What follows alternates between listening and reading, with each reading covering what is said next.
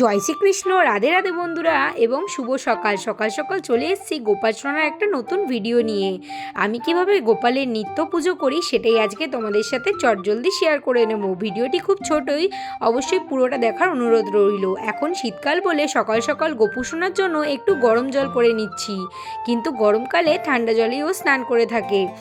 সময়ের সাথে গোপালের রুটিনটা পরিবর্তন করে নেওয়ার জন্য এখন শীতকালে গোপালকে একটু বেড়াতেই স্নান করাচ্ছি। আর আজকে ভোগের জন্য নিয়ে এসেছিলাম ফল, কারণ সকালে আজকে গোপালকে ফলের ভোগ লাগাবো।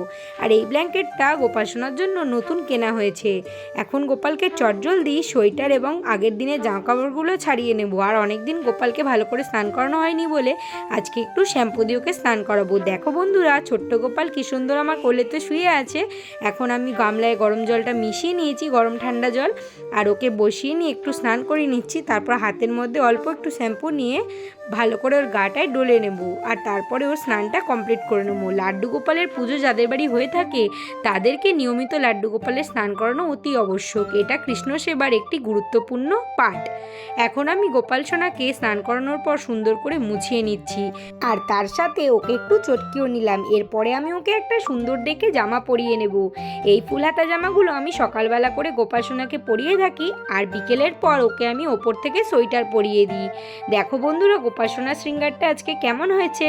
যদিও বা এখনও পুরো শৃঙ্গার কমপ্লিট হয়নি, কারণ গোপাল সোনার মাথায় যতক্ষণ না চাঁদের টিপ হবে ততক্ষণ গোপাল সোনার শৃঙ্গার কমপ্লিট হবে কি করে। তাই চটজলদি ওকে মাথায় একটা চাঁদের মতন টিপ পরিয়ে নিলাম। তারপরে ওকে সিংহাসনে বিরাজমান করে নিলাম। এখন ওকে একটা টুপি পরিয়ে নেব, তাহলে ওর শৃঙ্গারটা পুরোপুরি কমপ্লিট হয়ে যাবে।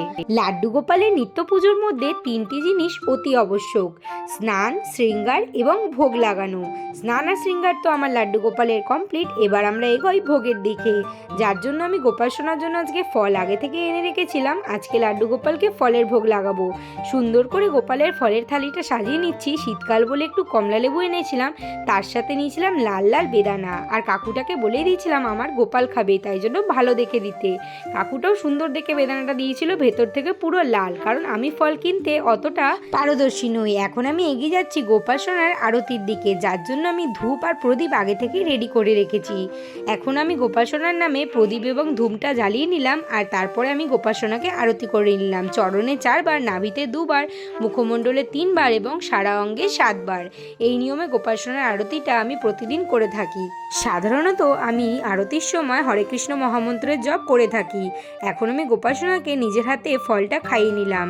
এরপর আমি কিছুক্ষণের জন্য বাইরে চলে যাব। গোপাল সোনার ভোগ গ্রহণ করা হয়ে গেলে আমি সেই প্রসাদ গ্রহণ করব। এইভাবেই আমি নিত্য পুজো করে থাকি। তোমাদের এই ভিডিওটি ভালো লাগলে অবশ্যই লাইক করবে, চ্যানেলে নতুন হলে সাবস্ক্রাইব করবে। রাধে রাধে।